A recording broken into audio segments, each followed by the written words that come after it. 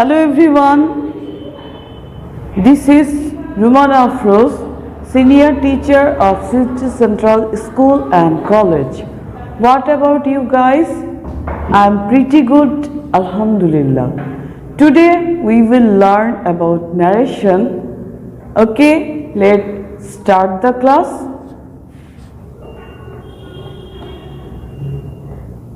As you know, my dear student, narration means narrate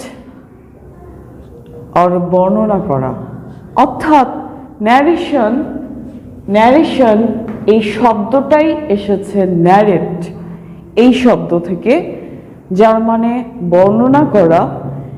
narration actually দুই প্রকার, তোমরা সবাই জানো, ডাইরেক্ট অথবা ডিরেক্ট, যেটাই বলো না কেন বোথ আর কারেক্ট, ডাইরেক্ট এবং ইনডাইরেক্ট। তাহলে তোমাদের পরীক্ষায় ডাইরেক্ট থেকে ইনডাইরেক্টে চেঞ্জ করতে হয় এবং সেটা থাকে প্যাসেজ ন্যারেশন। এই প্যাসেজ ন্যারেশনে যদি কেউ ভালো করতে চায় তাহলে তাকে বেশ কিছু জিনিস খেয়াল রাখতে হয়। নাম্বার 1, তাকে সেন্টেন্স সম্পর্কে ক্লিয়ার কনসেপশন থাকতে হবে, তার থাকতে হবে টেন্স সম্পর্কে ধারণা এবং আরও কিছু বিষয় মেনটেন করে অর্থাৎ আরও কিছু রুলকে ক্যাপচার করে মনে রেখে তাকে ন্যারেশন এর অ্যান্সার দিতে হবে। এবং সেই সাথে এই যে তোমরা দেখতে পাচ্ছ রিপোর্টিং ভার্ব, এটাও একটা খুব গুরুত্বপূর্ণ বিষয়। রিপোর্টিং ভার্বের জন্য কি কি চেঞ্জ হয় সেন্টেন্স অনুযায়ী, এগুলোও কিন্তু একটা বিষয়। এগুলোকে মনে রেখে আমাদেরকে ন্যারেশন চেঞ্জ করতে হয়। তাহলে আমরা কি কি সম্পর্কে ক্লিয়ার কনসেপশন রাখবো? Number 1 sentence, number 2 tense, number 3 reporting ভার্বের জন্য চেঞ্জ এবং নাম্বার 4 জেনারেল কিছু রুল। এখন জেনারেল কিছু রুল ফলো করতে গেলে এই যে ইনভার্টেড কমার ভেতরে কিছু চেঞ্জ আসে, ইনভার্টেড কমার ভেতরে কিছু চেঞ্জ আসে, এগুলোই আমরা পরে আসছি। আমরা প্রথমে সেন্টেন্স, রিপোর্টিং ভার্ব এবং ইনভার্টেড কমা এগুলো সম্পর্কে একটু পরিচিত হতে চাই এবং এটার জন্য কি কি চেঞ্জ আসবে আমরা সেগুলো একটু দেখতে চাই। তাহলে সেন্টেন্স 5 প্রকার: অ্যাসার্টিভ বর্ণনামূলক, ইন্টারোগেটিভ প্রশ্নবোধক, ইম্পারেটিভ অনুজ্ঞাসূচক, অপটেটিভ ইচ্ছা বা প্রার্থনামূলক, আর এক্সক্লেমেটরি হচ্ছে আবেগ বা বিস্ময়সূচক। তাহলে আমরা দেখতে পাচ্ছি এখানে আমাদের 5 ধরনের সেন্টেন্স রয়েছে এবং 5 ধরনের সেন্টেন্সের জন্য চেঞ্জগুলো তাহলে আমরা একটু দেখে নিতে পারি। তাহলে রিপোর্টিং ভার্ব কোন বিষয়টা এবং ইনভার্টেড কমা কোনটা আমরা একটু চিনে নিই, যদিও জানি। রিপোর্টিং ভার্ব হচ্ছে এই যে এই ভার্বটা অর্থাৎ সাবজেক্ট এবং অবজেক্টের মাঝামাঝি একটা ভার্ব থাকে, সেটাই হচ্ছে reporting verb. That means said, এইটা হচ্ছে রিপোর্টিং ভার্ব। এরপরে আমরা আসি ইনভার্টেড কমা। এই যে দুটো কমা, এই যে কমা একটা সেন্টেন্সের পরে শুরুতে এবং শেষে, এটাই হচ্ছে ইনভার্টেড কমা। আমি এখানে এক নজরে সব কিছুকে দেখার জন্য এবং পার্থক্যগুলো ভালোভাবে আইডেন্টিফাই করার জন্য একটা চার্ট দিয়েছি এখানে। আমি এইটাকে বলি ম্যাজিক চার্ট। যদি তুমি এই ম্যাজিক চার্টটাকে খুব ভালো করে ক্যাপচার করতে পারো তাহলে ন্যারেশন তোমার জন্য খুব সহজ। কি ঠিক বলেছি? That's alright. দেখো তাহলে সেন্টেন্স আমরা 5 ধরনের এখানে দেখেছি। রিপোর্টিং ভার্ব কোনটা? এই যে সেইড, এই অংশটাই রিপোর্টিং ভার্ব। তাহলে যদি সেন্টেন্সটা হয় অ্যাসার্টিভ বর্ণনামূলক, আমি এখানে ছোট্ট করে লিখেছি এটার স্ট্রাকচারটা কি হতে পারে। Subject, verb, object. কি হতে পারে? সাবজেক্ট, ভার্ব, অবজেক্ট, সেই ক্ষেত্রে এখানে একটা এক্সাম্পলও আছে, সাবজেক্ট আই, ভার্ব হচ্ছে লাইক, অবজেক্ট টি।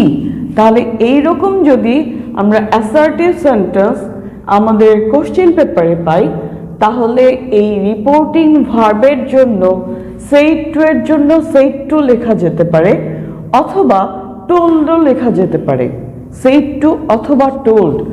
আর ইনভার্টেড কমা মানেই হচ্ছে ইনভার্টেড কমা উঠে গিয়ে কি আসবে। ইনভার্টেড কমা কিন্তু ইনডাইরেক্ট স্পিচে আর থাকবে না, তাহলে ইনভার্টেড কমা উঠে গিয়ে হবে দ্যাট। বিভিন্ন ধরনের চেঞ্জ, এই জন্য এগুলোকে মনে রাখার জন্য আমার এই ম্যাজিক চার্ট, অর্থাৎ এক চান্সে যেন আমি এই চার্ট দেখে সহজেই মনে আনতে পারি, অর্থাৎ আমি এগুলোকে মেমোরাইজ করে লেখার সময় মনে করে অ্যান্সার করতে পারি, এই জন্যই এই ম্যাজিক চার্ট। অনেকেই ভুল করে ফেলে, অর্থাৎ ইনভার্টেড কমার জন্য কি নিবে সেটা ভুলে যায় এবং অনেক সময় সে নেয়ও না, এই জন্যই এই চার্ট। তাহলে ইনভার্টেড কমার জন্য অ্যাসার্টিভ সেন্টেন্স এখানে কি বসবে? দ্যাট বসবে। আমি আগে সবগুলো একটু সামারাইজ করে নিই, তারপর আমি এক্সাম্পলের দিকে যাচ্ছি। ইন্টারোগেটিভ সেন্টেন্স, এটা প্রশ্নবোধক, তাহলে রিপোর্টিং ভার্বের জন্য, অর্থাৎ এখানে সেইড টু এটার জন্য কি আমরা নিতে পারি? আস্কড। কি নিতে পারি? আস্কড। আর ইনভার্টেড কমার জন্য এই যে ইনভার্টেড কমা, এই ইনভার্টেড কমা উঠে গিয়ে হবে ইফ অথবা WH ওয়ার্ড। WH ওয়ার্ড কোনটা? WH কোশ্চেন করতে গেলে যে হোয়াট, হুইচ, ওয়েন এক্সেট্রা।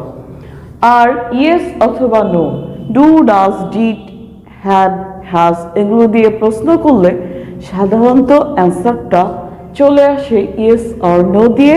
এই জন্য যদি প্রশ্ন থাকে ইয়েস অর নো কোশ্চেন, তাহলে আমরা ইনভার্টেড কমার জন্য দিব ইফ।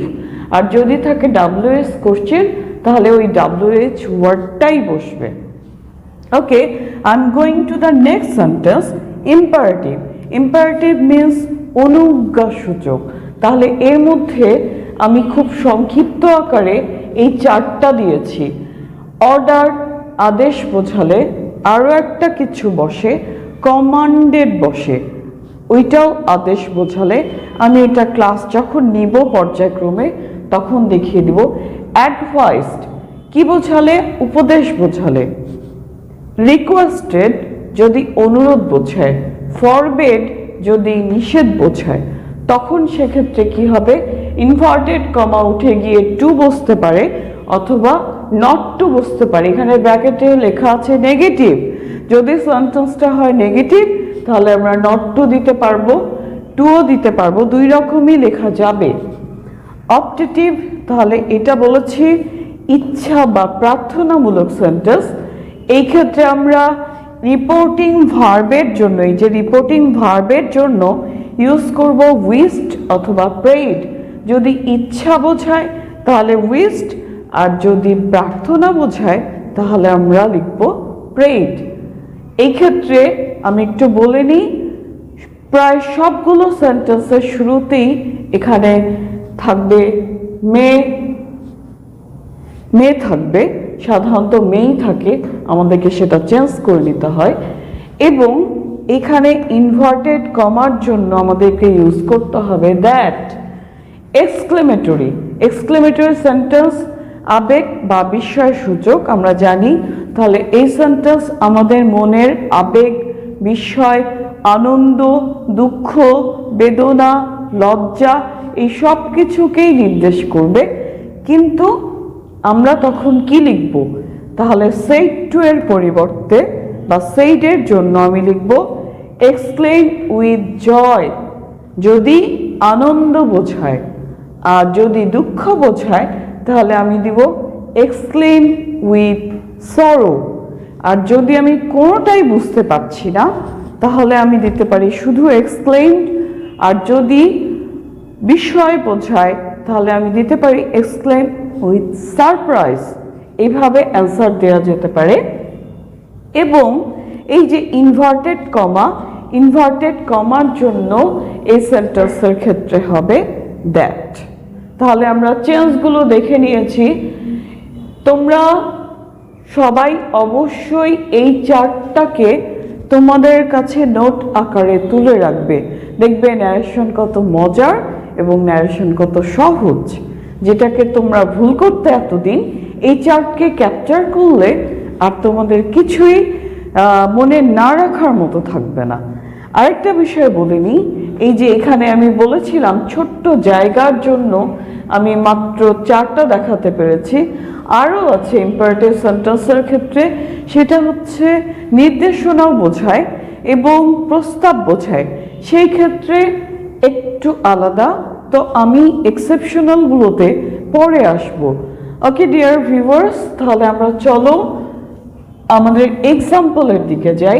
অ্যাসার্টিভ সেন্টেন্স এক্সাম্পল আমরা দেখতে পাচ্ছি, he said to me I like tea আছে, কিন্তু এখানে স্ট্রাকচারটা কি?